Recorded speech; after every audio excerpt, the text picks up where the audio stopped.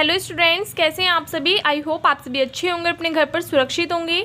मैं ज्योति आप सभी का स्वागत करती हूं आपके अपने यूट्यूब चैनल स्टडी पॉइंट पर, जहां पर हम पढ़ते हैं mathematics for BSc first year. And इस क्लास में हम पढ़ेंगे सेकंड सेम की first book matrices and differential equations. इसमें बच्चों आपके 2 चैप्टर्स कंप्लीट हो चुके हैं। फर्स्ट था मैट्रिसेस एंड सेकेंड था रैंक ऑफ मैट्रिक्स। तो दोनों ही चैप्टर्स आपके कंप्लीट हो चुके हैं। अगर आपने नहीं देखे हैं तो दोनों देख लेना, दोनों की प्लेलिस्ट अलग अलग बनी हुई है। दूसरी बात ये बच्चों, इस क्लास में हम डिस्कस करने वाले हैं उन दोनों चैप्टर्स से जो भी आपके एग्जाम्पल्स थे, जिनकी पीडीएफ का लिंक आपको डिस्क्रिप्शन बॉक्स में मिलता है। तो उन एग्जाम्पल्स में से जितने भी एग्जाम्पल्स में आपको डाउट्स आए हैं या फिर एक क्वेश्चन मैंने आपको कई सारे क्वेश्चंस घर से करने के लिए दी थी, उनमें से भी एक क्वेश्चन में डाउट आया था, तो वो सब आज हम इस वाली वीडियो में क्लियर करेंगे। तो सबसे पहले देखिए बच्चों, फर्स्ट चैप्टर था आपका मैट्रिसेस। तो उसमें एग्जाम्पल नंबर 1 था determine the value of alpha beta gamma when matrix आपको दी हुई है इज ऑर्थोगोनल। तो क्वेश्चन पढ़ने में आपने सबसे बड़ी मिस्टेक की है। क्वेश्चन ध्यान से देखना, क्वेश्चन में क्या था, determine the values of alpha beta gamma. आपको क्या फाइंड करना है, वैल्यूज फाइंड करनी है किसकी, अल्फा बीटा गामा की। और कंडीशन आपको क्या दी हुई है कि when this matrix is orthogonal, यानी कि ये तो दिया हुआ है कि जो मैट्रिक्स है ये कैसी है, ऑर्थोगोनल है। तो इस अकॉर्डिंग आपको फाइंड क्या करना है, अल्फा बीटा एंड गामा की वैल्यूज फाइंड करनी है। जिसमें आपने मिस्टेक की, आपने क्या किया, ये जो मैट्रिक्स है आप इसको ही ऑर्थोगोनल शो करने में लग गए। ऐसा नहीं करना, ये तो आपको गिवन है कि ये ऑर्थोगोनल है। आपको फाइंड क्या करना है, अल्फा बीटा और गामा की वैल्यूज फाइंड करनी है। तो देखिए इसका सॉल्यूशन क्या है, लेट मैट्रिक्स ए आपको गिवन है, इसकी क्या निकालोगे, कोई भी मैट्रिक्स ऑर्थोगोनल कब होगी, उसके लिए कंपलसरी कंडीशन क्या थी बच्चों कि ए और ए की ट्रांसपोज अगर आप दोनों की मल्टीप्लाई करोगे तो वो किसके इक्वल आनी चाहिए, आई, यानी कि आइडेंटिटी मैट्रिक्स के इक्वल आनी चाहिए। तो अगर ए डैश किसके इक्वल आ जाए, आई के इक्वल आ जाए, उस कंडीशन में मैट्रिक्स ए क्या कहलाएगी, आपकी ऑर्थोगोनल मैट्रिक्स कहलाएगी। सो मैट्रिक्स ए आपको ये गिवन है, इसकी क्या निकालोगे आप, ट्रांसपोज मैट्रिक्स निकाल लोगे। ट्रांसपोज मैट्रिक्स कैसे फाइंड करते हैं, जो आपकी रो होगी उसको आप कॉलम में कन्वर्ट कर दोगे और जो कॉलम होगी उसको रो में। जैसे कि आपकी फर्स्ट रो थी 0 2 बीटा गामा, इसको किस में कन्वर्ट कर दोगे, फर्स्ट कॉलम में 0 2 बीटा गामा। सेकंड रो को सेकंड कॉलम में, थर्ड रो को थर्ड कॉलम में। तो ये जो मैट्रिक्स निकल के आई, ये क्या आ गई, जो मैट्रिक्स ए है इसकी ट्रांसपोज मैट्रिक्स आ गई। So if A is orthogonal, यदि ए जो मैट्रिक्स है ये कैसी हो, ऑर्थोगोनल हो, देन आपको कंडीशन पता है क्या होती है, ए डैश किसके इक्वल होता है, आई के इक्वल होता है। तो मैट्रिक्स ए क्या है आपकी, ये वाली है, इसमें मल्टीप्लाई करोगे किसकी, ए डैश की, कर दी मल्टीप्लाई, तो ये किसके इक्वल आएगी, आइडेंटिटी मैट्रिक्स। ये कितने बाई कितने की मैट्रिक्स है, 3/3 की मैट्रिक्स है। तो आइडेंटिटी मैट्रिक्स भी कितने की होगी, 3/3 की ही आएगी। तो ये वाली मैट्रिक्स किसके इक्वल आ गई, आइडेंटिटी मैट्रिक्स के। उसके बाद में इन दोनों मैट्रिक्स की क्या हो रही है, आपस में मल्टीप्लाई हो रही है। मल्टीप्लाई करना आपको बता रखा है कैसे, यहाँ से देखिए, इसका जो फर्स्ट रो का फर्स्ट एलिमेंट है इसकी मल्टीप्लाई करोगे, फर्स्ट कॉलम के फर्स्ट एलिमेंट में 0 हो जाएगी। फिर इसके सेकंड एलिमेंट की मल्टीप्लाई करोगे, फर्स्ट रो के फर्स्ट कॉलम के सेकंड एलिमेंट में कितना हो जाएगा, 2 2 ज़ा 4 बीटा स्क्वायर। फिर प्लस, फिर इसके थर्ड एलिमेंट की मल्टीप्लाई इसके थर्ड एलिमेंट में करोगे, कितना हो जाएगा, प्लस के गामा स्क्वायर। फिर सेम ऐसे ही प्रोसेस चलता रहेगा। फिर इसकी मल्टीप्लाई इसमें करोगे, तीनों टर्म्स को ऐड करोगे। उसके बाद में फिर इस वाली रो के तीनों एलिमेंट्स की मल्टीप्लाई थर्ड कॉलम के सभी एलिमेंट्स में करोगे और सभी एलिमेंट्स को प्लस करते जाओगे, तो आपको ये वाला एलिमेंट मिल जाएगा। तो इस टाइप से आपकी ये वाली मैट्रिक्स की आप मल्टीप्लाई कर दोगे, मल्टीप्लाई करनी आप पे आती है। और ये चल किसके इक्वल रहेगी बच्चों, आइडेंटिटी मैट्रिक्स के। सो यहाँ से इन दोनों मैट्रिक्स की आप क्या कर लोगे, आपस में मल्टीप्लाई कर दोगे, ये वाली मैट्रिक्स आ जाएगी। So now equating the corresponding elements we get, आप क्या करोगे, इक्वेट कर दोगे जो कॉरेस्पॉन्डिंग एलिमेंट्स, यानी कि आपको फाइंड क्या करना था, क्वेश्चन में दिया था determine the value of alpha beta and gamma. So alpha beta और गामा की वैल्यू फाइंड करने के लिए इनमें से कोई सी भी 2 टर्म्स जिसमें कि बीटा गामा और अल्फा आ रहे हो, उनको क्या कर दो, इक्वेट कर दो, किसके अकॉर्डिंग, जो इधर आपको आइडेंटिटी मैट्रिक्स गिवन है। तो लेट कर लेते हैं, जो आपको फर्स्ट एलिमेंट गिवन है ये किसके इक्वल होगा, फर्स्ट एलिमेंट के इक्वल होगा, क्योंकि अगर दोनों मैट्रिक्स आपस में इक्वल हैं तो ये वाला एलिमेंट इसके इक्वल होगा, ये वाला इसके, ये वाला इसके, इस अकॉर्डिंग चलेगा। सो एक तो लेट कर लेते हैं कि 4 beta square plus gamma square किसके इक्वल है, 1 के इक्वल है। सेकंड टर्म लेट कर लेते हैं कि 2 beta square minus gamma square किसके इक्वल है, 0 के इक्वल है। मैम ये क्योंकि कोई और से क्यों नहीं किए, आपकी मर्जी, आप कोई से भी 2 कर सकते हो, या तो यहाँ से ले लो या फिर यहाँ से। क्यों लिए, क्योंकि इसमें इसमें प्लस के गामा स्क्वायर और इसमें माइनस के गामा स्क्वायर है। दोनों को अगर आप ऐड कर दोगे इक्वेशंस को तो क्या हो जाएगा, गामा से गामा कैंसिल आउट हो जाएगा। सो वो आपकी मर्जी है कि आप कौन से वाले टर्म लेना चाहते हो, ठीक है। तो लेट कर लिया, two beta square minus gamma square किसके इक्वल है, 0 के इक्वल है। अब एक और ऐसी लेनी है टर्म आपको जिसमें क्या हो, बीटा भी हो गामा भी हो और उसके साथ में अल्फा भी हो, क्योंकि इन दोनों इक्वेशंस में क्या है, ओनली बीटा और गामा है। तो अल्फा वाली इक्वेशन भी आपको देखनी है। तो यहाँ से लेट कर लेते हैं कि alpha square plus beta square plus gamma square, ये वाले जो टर्म है ये किसके इक्वल है, 1 के इक्वल है। तो एक ये वाली इक्वेशन ले ली। तो अब टोटल कितनी इक्वेशंस हो गई, first second and third, 3 equations हो गई। फ्रॉम फर्स्ट एंड सेकंड जो आपकी इक्वेशन 1 और 2 है, दोनों को आपस में ऐड करोगे तो गामा स्क्वायर से गामा स्क्वायर कैंसिल आउट, 4 और 2 कितने हो जाएंगे, 6 बीटा स्क्वायर और इज इक्वल्स टू में कितना आ जाएगा, 1 आ जाएगा। सो बीटा स्क्वायर किसके इक्वल आ जाएगा, 1/6 के, और आप स्क्वायर को दूसरी साइड ले जाओगे तो क्या हो जाएगा, अंडर रूट में कन्वर्ट हो जाएगा। सो यहाँ से बीटा की वैल्यू कितनी हो जाएगी, 1/√6 हो जाएगी। तो यहाँ पे बीटा किसके इक्वल आ गया, प्लस माइनस के 1/√6 के इक्वल आ गया। अब क्या फाइंड करना है, गामा और फाइंड करना है। तो जो बीटा की वैल्यू आई 1/√6 वो आप इनमें से किसी भी एक इक्वेशन में पुट कर दो, या तो फर्स्ट में पुट कर दो या फिर सेकंड में पुट कर दो। पुट करने के बाद में सॉल्व करोगे तो आपकी टर्म कितनी आ जाएगी, gamma is equals to plus minus 1/√3। Plus minus के क्वेश्चंस तो आप पे सॉल्व करने आते हैं, इक्वेशंस तो काफ़ी पहले से आप सॉल्व करते आ रहे हो, तो कर लोगे इजीली सॉल्व। जो बीटा की वैल्यू आई वो या तो फर्स्ट में पुट कर देना या फिर सेकंड में, और सॉल्व कर लोगे तो आपके पास में किसकी वैल्यू आ जाएगी, गामा की। अब बीटा भी आपको पता है, गामा भी आपको पता चल गया, किसकी वैल्यू और फाइंड करनी है, हमें अल्फा की वैल्यू और फाइंड करनी है। तो इक्वेशन थर्ड में क्या करोगे, बीटा और गामा की जो वैल्यूज हमने फाइंड की हैं वो पुट कर दोगे। सो यहाँ से जब आप वैल्यूज पुट करके सॉल्व करोगे इक्वेशन थर्ड को तो आपको क्या मिल जाएगा, from equation third we get alpha is equals to plus minus 1/√2। सो यहाँ से आपको अल्फा की वैल्यू भी मिल जाएगी, बीटा की वैल्यू भी मिल जाएगी और गामा की वैल्यू भी मिल जाएगी, जो कि आपको इस क्वेश्चन में फाइंड आउट करनी थी। आई होप अब आपको ये वाला एग्जाम्पल बिल्कुल क्लियर हो गया होगा। तो इसलिए बच्चों ध्यान रखना कि किसी भी क्वेश्चन को पढ़ते टाइम आपको ध्यान रखना है कि आपसे क्वेश्चन में पूछा क्या है। आप उसको ऑर्थोगोनल प्रूफ करने में लगे हुए थे, जबकि आपको कोई प्रूफ नहीं करनी थी कि ऑर्थोगोनल है। आपको क्या करना था कि लेके के चलना था कि ये ऑर्थोगोनल है, और फाइंड क्या करना था, अल्फा बीटा और गामा की वैल्यूज फाइंड करनी थी। सो इसलिए पहले आपका मेन फोकस होना चाहिए कि क्वेश्चन को अच्छे से पढ़ो, अच्छे से समझो कि आपसे क्वेश्चन में पूछा क्या गया है, तब क्वेश्चन को सॉल्व करो, ठीक है। इसके बाद में आपका चैप्टर 2 था रैंक ऑफ मैट्रिक्स। तो उसमें एग्जांपल 1 देखिए क्या था, find the ranks of the following matrix. इसके 2 पार्ट्स थे, दोनों ही पार्ट्स आपको सॉल्व करने थे और क्या फाइंड करना था, इसमें रैंक फाइंड करनी थी। सो देखिए इसका सॉल्यूशन देखने से पहले मैं आपको एक बात याद दिला दूं, मैंने आपको क्या बताया था कि रैंक हम कैसे फाइंड आउट करते हैं। अगर किसी भी मैट्रिक्स का डिटर्मिनेंट 0 के इक्वल आ जाता है तो इसका मतलब उस मैट्रिक्स की रैंक क्या होगी, उससे कम होगी। सपोज दैट किसी भी मैट्रिक्स का ऑर्डर कितना है, 3/3 की मैट्रिक्स है, यानी कि ऑर्डर कितना है, 3 है। सो उस मैट्रिक्स का अगर डिटर्मिनेंट आपने फाइंड किया और वो 0 के इक्वल आ गया, इसका मतलब उस मैट्रिक्स की रैंक 3 तो नहीं होने की।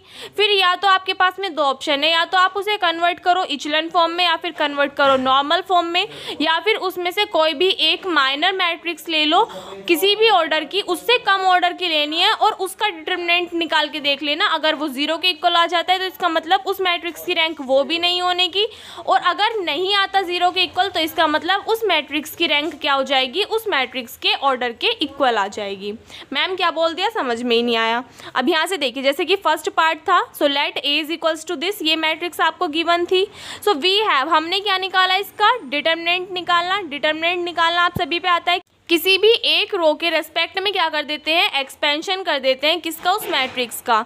जैसे कि ये मैट्रिक्स आपको गिवन है तो इसमें सपोज दैट जो आपकी फर्स्ट रो है इसके रेस्पेक्ट में एक्सपेंशन करोगे तो कैसे करोगे, जो आपका फर्स्ट एलिमेंट है वो एज इट इज़, फिर आप फर्स्ट रो और फर्स्ट कॉलम को छोड़ दोगे। उसके बाद में ये जो मैट्रिक्स का बचा एलिमेंट्स, इनमें क्या करोगे, इसकी मल्टीप्लाई इसमें माइनस साइन, इसकी मल्टीप्लाई इसमें, तो 2 1 जा 2, -1 की मल्टीप्लाई 0 में करोगे 0 आ जाएगा। फिर क्या आएगा, माइनस साइन और जो फर्स्ट रो का सेकंड एलिमेंट है वो, यानी कि 2। अब क्या करोगे, फर्स्ट रो को और सेकंड कॉलम को, जो जिस भी एलिमेंट को आप लिखते हो ना, जैसे कि फर्स्ट एलिमेंट को लिखा तो आपने फर्स्ट कॉलम छोड़ी थी। अब क्या कर रहे हो आप, फर्स्ट रो का सेकंड एलिमेंट ले रहे हो तो फर्स्ट रो और सेकंड कॉलम को छोड़ दोगे। जो भी एलिमेंट्स बचे उनकी क्रॉस मल्टीप्लाई, जैसे कि 2 2 जा 4, -0 की मल्टीप्लाई 0 में करोगे तो 0 आ जाएगा। फिर plus sine 3 as it is. अब यहाँ पे देखिए अगर 3 लिया है तो इस कॉलम को छोड़ दोगे और इस रो को छोड़ दोगे। यहाँ से कितना आ जाएगा 2 1 ज़ा 2 माइनस 0 की मल्टीप्लाई 1 में करोगे कितना आ जाएगा 0। Expanding along the first row, किस रो के अलोंग क्या किया है, एक्सपेंशन किया है, फर्स्ट रो के अलोंग किया है। इनको सोल्व कर लोगे। यहाँ से देखिए 2 में से 0 माइनस करोगे 2 और 2 1 ज़ा 2, 2 4 ज़ा यहाँ पे -8 प्लस के 3 2 ज़ा 6। सभी को सोल्व करोगे 6 2 8 -8 कितना आ जाएगा 0। तो यानी कि अगर हमने डिटरमिनेंट निकाला इस मैट्रिक्स का तो वो किसके इक्वल आ गया बच्चों, 0 के इक्वल आ गया। बट देयर अगर ये 0 के इक्वल आ गया तो इसका मतलब अगर इस मैट्रिक्स का ऑर्डर कितना है भाई 3/3 की मैट्रिक्स है, तो इसका मतलब क्या है कि इस मैट्रिक्स की रैंक क्या नहीं होने की, 3 तो नहीं होगी। तो अब क्या करेंगे हम, इसमें से कोई भी एक माइनर मैट्रिक्स निकाल लेंगे। तो यही इन्होंने लिखा है but there is at least 1 minor of order 2 of the matrix A. लेकिन हम क्या ले लेंगे, इस मैट्रिक्स में से कोई भी एक ए मैट्रिक्स ले लेंगे 1 माइनर ऑफ ऑर्डर 2। किस ऑर्डर की, 2 ऑर्डर की, क्योंकि इस मैट्रिक्स का ऑर्डर कितना है 3/3 की है। डिटरमिनेंट निकाला तो 0 के इक्वल आ गया। तो इसका मतलब क्या है कि इस मैट्रिक्स की रैंक 3 तो नहीं होने की, या तो 2 होगी या फिर उससे कम होगी। तो 2 के लिए देख लेते हैं, इसमें से कोई भी एक स्क्वायर माइनर मैट्रिक्स निकाल लो, किसकी, ऑफ ऑर्डर 2 की। सो मैट्रिक्स निकाल ली हमने, क्या आ गई, नेमली सपोज दैट अगर ये हमारी 3/3 की मैट्रिक्स थी, इसमें से एक स्क्वायर मैट्रिक्स ये वाली निकाल लेते हैं 1 2 एंड 2 1। ठीक है, ये मैट्रिक्स बन गई which is not equals to 0। अब जरा आप इस वाली मैट्रिक्स को सॉल्व करके देखना, अगर कोई भी स्क्वायर मैट्रिक्स है ऑफ ऑर्डर 2 के तो उसे कैसे सॉल्व करते हैं, 1 की मल्टीप्लाई 1 में करोगे तो 1 माइनस 2 2 ज़ा 4, तो 1 माइनस 4 कितना आ जाएगा -3। तो 0 तो नहीं आ रहा, इसका मतलब अगर इस मैट्रिक्स का डिटरमिनेंट 0 के इक्वल नहीं आ रहा है, सो उस कंडीशन में इस मैट्रिक्स की रैंक क्या हो जाएगी, 2 हो जाएगी। क्यों, इस मैट्रिक्स का ऑर्डर कितना है 2 है। और अगर इसका डिटरमिनेंट 0 के इक्वल नहीं आ रहा तो ऑब्वियसली इसकी रैंक भी कितनी होगी, 2 होगी। ठीक है, सेम ऐसे इसका क्या किया है, सेकंड पार्ट सोल्व किया, let A is equals to this. ये मैट्रिक्स आपको गिवन थी सेकंड पार्ट में। Here there is at least 1 minor of order 2। यहाँ पे देखिए बच्चों, अगर आप इसको सॉल्व करोगे इस मैट्रिक्स में, सबसे पहले बात तो ये क्या कि आप डिटरमिनेंट फाइंड नहीं कर पाओगे, तो इसलिए क्या किया, इस मैट्रिक्स में से भी क्या कर लिया, कोई भी एक माइनर मैट्रिक्स निकाल ली, किस ऑर्डर की, ऑफ ऑर्डर 2 की। नेमली सपोज दैट यहाँ से ले लिया 1 2 और यहाँ से ले लिया 3 और 5। अब आप बोलोगे मैम ये वाला क्यों नहीं लिया, क्योंकि अगर आप इसके अकॉर्डिंग देखते हो तो 4 1 ज़ा 4 माइनस 4 2 2 ज़ा 4, तो 4 माइनस 4 0 हो जाएगा। तो इसलिए इस वाले को छोड़ देंगे, क्या ले लेंगे, या तो फर्स्ट और जो आपका सेकंड है, जो आपकी फर्स्ट कॉलम है और जो आपकी थर्ड कॉलम है, उन दोनों को लेके क्या बना दोगे, एक मैट्रिक्स बना दोगे ऑफ ऑर्डर 2 की। तो अगर आप इसको सॉल्व करोगे तो 5 1 ज़ा 5 और 3 2 ज़ा 6, तो ये किसके इक्वल आएगी, आपकी -1 के इक्वल आएगी। So which is not equals to 0, तो 0 के इक्वल तो नहीं आ रही। Also there is no minor of matrix A or order greater than 2, hence rank A is equals to 2। तो इन्होंने क्या लिखा, क्योंकि यहाँ पे क्या है, कोई भी इससे अलग माइनर मैट्रिक्स नहीं बन रही और ना ही क्या बन रहा है, ऑर्डर बन रहा है ग्रेटर देन 2। 2 से बड़ा कोई भी ऑर्डर नहीं बन रहा है इस मैट्रिक्स का। सो इसलिए इस मैट्रिक्स की रैंक कितनी हो जाएगी, 2 हो जाएगी, और यही क्या आ जाएगा, इसका आंसर आ जाएगा। ठीक है, इसके बाद में इसी चैप्टर का यानी कि रैंक ऑफ मैट्रिक्स का ही बच्चों एग्जाम्पल नंबर 5 क्या है, proof that the points x1 y1 x2 y2 and x3 y3 are collinear if and only if the rank of matrix A is equals to this is less than 3। यानी कि आपको proof करके क्या दिखाना है कि ये जो पॉइंट्स हैं x1 y1 x2 y2 x3 y3 ये क्या है, कॉलिनियर है इफ एंड ओनली इफ किन कंडीशंस में, अगर रैंक ऑफ मैट्रिक्स, इस मैट्रिक्स की रैंक क्या आ जाए, इज लेस देन 3, यानी कि 3 से कम आ जाए। तो उस कंडीशन में आपको क्या करके दिखाना है कि पॉइंट्स कैसे हैं, कॉलिनियर हैं। तो 2 कंडीशंस आपको गिवन है, एक तो क्या कि पॉइंट्स कैसे हैं, कॉलिनियर हैं, और सेकंड कंडीशन क्या है कि रैंक ऑफ मैट्रिक्स कितनी है, लेस देन 3 है। तो इसके लिए 2 कंडीशंस बनेंगी, the condition is necessary and the condition is sufficient. तो दोनों में अपोजिट लेके चलोगे। अगर आप नेसेसरी की कंडीशन लेके चलोगे तो उसमें आप लेके चलोगे कि पॉइंट्स कैसे हैं, कॉलिनियर हैं, और आप क्या करके दिखा दोगे, शो करके दिखा दोगे कि रैंक ऑफ मैट्रिक्स कितनी है, लेस देन 3 है। और सफिशिएंट कंडीशन में आप क्या लेके चलोगे कि आपकी जो रैंक है मैट्रिक्स की वो कितनी है, 3 है, और पॉइंट्स को कॉलिनियर शो करके दिखा दोगे। सो इसका सॉल्यूशन देखिए यहाँ से क्या है, फर्स्ट लेके चलिए the condition is necessary. Necessary condition में क्या लेके चलेंगे, given that the points this is equals to 1 2 3 are collinear. Suppose that necessary condition में हम क्या लेके चले कि जो पॉइंट्स हैं वे कैसे हैं, कॉलिनियर हैं। तो प्रूफ क्या करना पड़ेगा कि जो मैट्रिक्स की रैंक है वो कितनी है, लेस देन 3 है। तो देखिए कैसे करेंगे, we are to prove that the rank of matrix A is equals to this is less than 3 the given points are collinear. यानी कि आपको दिया हुआ है कि जो मैट्रिक्स है उसकी रैंक कितनी है, लेस देन 3 है। किसको प्रूफ करने के लिए कि जो पॉइंट्स हैं वो कैसे है, कॉलिनियर है। अब कॉलिनियर पॉइंट्स कब होते हैं, सपोज दैट जो पॉइंट्स आपको गिवन है, जो पॉइंट्स आपको दिए हुए हैं उन पॉइंट से आप क्या करो, एक ट्रायंगल बना लो और उस ट्रायंगल का एरिया फाइंड करो। तो अगर उस ट्रायंगल का एरिया क्या आता है बच्चों, उन पॉइंट्स पे 0 के इक्वल आ जाता है। ट्रायंगल का एरिया उन पॉइंट्स पे 0 के इक्वल आ जाता है तो वो पॉइंट्स कैसे होते हैं, कॉलिनियर होते हैं, अदरवाइज नहीं होते हैं। सो एरिया फाइंड कर लेंगे, the area of the triangle formed by these points is 0। The area of the triangle formed by these point is 0। यानी कि अगर पॉइंट्स कैसे हैं, कॉलिनियर हैं, तो उस कंडीशन में जो एरिया होगा ट्राइंगल का, जो कि किससे बना होगा, इन पॉइंट से मिलके, वो किसके इक्वल होगा, 0 के इक्वल होगा। सो आपको पता है कि अगर मैट्रिक्स आपको गिवन है तो उसका अगर आपको एरिया फाइंड करना है तो किसके इक्वल होता है, 1/2 डिटर्मिनेंट ऑफ द मैट्रिक्स। ठीक है, 1/2 into determinant of the matrix. तो इस वाली मैट्रिक्स का क्या लिख दिया, डिटर्मिनेंट, और इंटू में कितना आ गया, 1/2। और चूंकि पॉइंट्स कॉलिनियर है तो ये किसके इक्वल आएगा, 0 के इक्वल आएगा। सो यहाँ से ये वाला जो 1/2 है ये दूसरी साइड किस में चला जाएगा बच्चों, ये वाला 1/2 इधर मल्टीप्लाई में है तो इधर 0 में चला जाएगा। तो डिटर्मिनेंट ऑफ दिस मैट्रिक्स किसके इक्वल आ गया, 0 के इक्वल आ गया। तो अगर आपको याद हो, अभी इससे पहले जो मैंने आपको 2 क्वेश्चंस कराए उनमें मैंने आपको एक बात बताई थी। क्या बताया था कि अगर किसी भी मैट्रिक्स का डिटर्मिनेंट 0 के इक्वल आता है तो उसका मतलब क्या है कि उस मैट्रिक्स की रैंक वो नहीं होगी जिस ऑर्डर की वो मैट्रिक्स है। सपोज दैट कोई भी मैट्रिक्स आपकी ऑर्डर 3 की है और आपने उसका डिटर्मिनेंट निकाला और वो 0 के इक्वल आ गया, तो इसका मतलब ये है साफ साफ कि उस मैट्रिक्स की जो रैंक है ना वो 3 नहीं होगी, 3 से कम ही होगी, चाहे कम कितनी भी हो जाए। सो यहाँ पे इन्होंने डायरेक्टली क्या शो कर दिया कि जो डिटर्मिनेंट है वो किसके इक्वल आ रहा है बच्चों, 0 के इक्वल आ रहा है डायरेक्टली। तो इसमें सॉल्यूशन करके नहीं देखना आपको कि इसको आप सॉल्व करोगे तब आपका आंसर आएगा, नहीं। इसमें डायरेक्टली अगर 1/2 को इधर 0 में लेके चले गए तो सीधा सीधा दिखाई दे रहा है कि डिटर्मिनेंट ऑफ दिस मैट्रिक्स किसके इक्वल आ रहा है, 0 के इक्वल आ रहा है। और इससे क्या साबित हो रहा है कि अगर डिटर्मिनेंट 0 के इक्वल आ रहा है तो ये किस ऑर्डर की मैट्रिक्स है, देखना जरा कितनी रोज है इसमें, 3 रो है और 3 ही कॉलम्स है, तो 3/3 ऑर्डर की मैट्रिक्स है। यानी कि अगर इस मैट्रिक्स का ऑर्डर 3 है और डिटर्मिनेंट 0 के इक्वल आ रहा है तो इसकी रैंक 3 के इक्वल नहीं आने की, 3 से कम ही आएगी। अगर डिटर्मिनेंट 0 के इक्वल आ रहा है तो इस मैट्रिक्स से ऑर्डर के इक्वल रैंक बिल्कुल भी नहीं आएगी। सो इसलिए हम लिख सकते हैं कि the rank of this matrix is less than 3। यानी कि अगर डिटर्मिनेंट 0 के इक्वल आ रहा है तो इस मैट्रिक्स की जो रैंक है वो क्या होगी, 3 से कम होगी। Hence the condition is necessary. और यही क्या है, इसकी नेसेसरी कंडीशन है। क्या लेके चले थे हम कि जो पॉइंट्स हैं वो कैसे हैं, कॉलिनियर हैं, और जो रैंक है मैट्रिक्स की वो हमने क्या कर दी, लेस देन 3 प्रूफ करके दिखा दी। ठीक है, अब इसी में सेकंड स्टेप क्या है, लेके क्या चलोगे आप, the condition is sufficient. Sufficient condition के लिए देखना क्या करेंगे, the rank of the given matrix this is less than 3। इस बार उल्टा लेके चलेंगे, बिल्कुल जस्ट अपोजिट लेके क्या चलोगे कि जो मैट्रिक्स की रैंक है वो क्या है, लेस देन 3 है, और जो पॉइंट्स है वो कॉलिनियर है, वो आप प्रूफ करके दिखा दोगे।